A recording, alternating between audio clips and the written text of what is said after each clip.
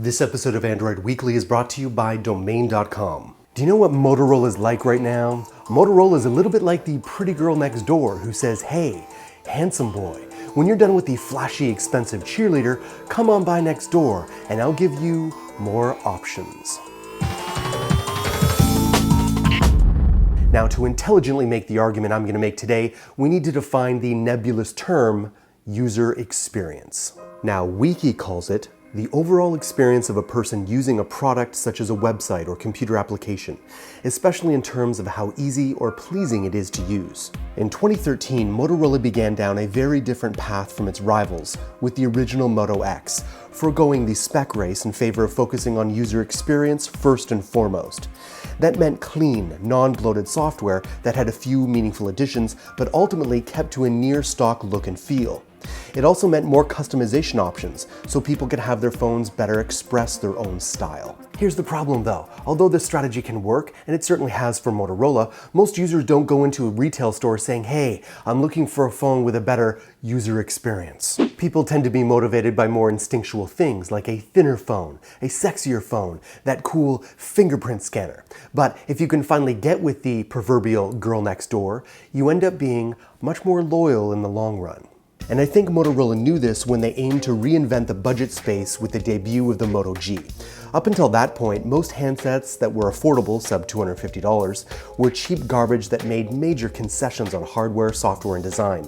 The Moto G showed you could still provide an excellent Android experience with reasonable solid specs, and yet offer it at a price tag that wouldn't break the bank for most consumers. You see, now that's a compelling pitch. What can a $600 flagship phone do that the Moto G can't?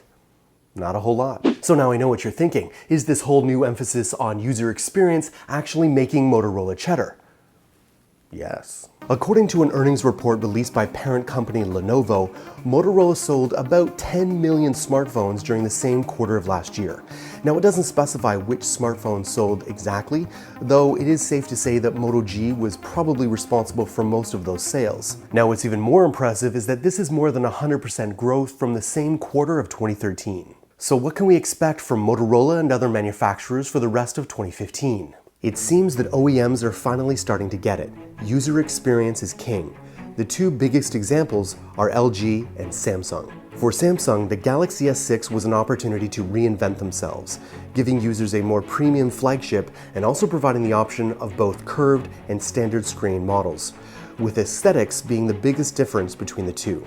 Even more important than the design, Samsung worked hard to optimize its software, surprising much of the world by ditching many of its own apps and services to provide the cleanest version of TouchWiz to date. Turning to the LG G4, you'll find leather and plastic covers in multiple colors, making it easier for customers to choose the LG G4 that best represents their style. You'll also find that LG chose the more modest Snapdragon 808 over the 810 and worked with Qualcomm to optimize this experience so it would actually perform smoother than the 810-powered LG G Flex 2. One shared aspect where both manufacturers improved the user experience was the camera, both improving the software and hardware to ensure an optimal photo and video taking experience. Curiously enough, that's one area in the user experience where Motorola has been less than impressive. But let's just take a moment and geek out on the rumors surrounding the Moto X 2015. The new spec rumors come by way of Gadget's portal. The specs claim we'll see a Snapdragon 808 processor, 4GB of RAM, a 5.2-inch QHD display, a 5-megapixel front-facing camera, and a 16-megapixel rear-facing camera, and a massive 3,280 mAh battery. You see, the bottom line is that phone manufacturers don't just want you to buy their phone. They want you to buy their phone again and again and again over the next 10 years. So my question to you is, has a manufacturer earned that level of loyalty with you yet? Will you buy a Samsung Galaxy phone for the next 5-10 years? I know I'm not there yet. Are you? So a quick update on my brother in Android, Hindi.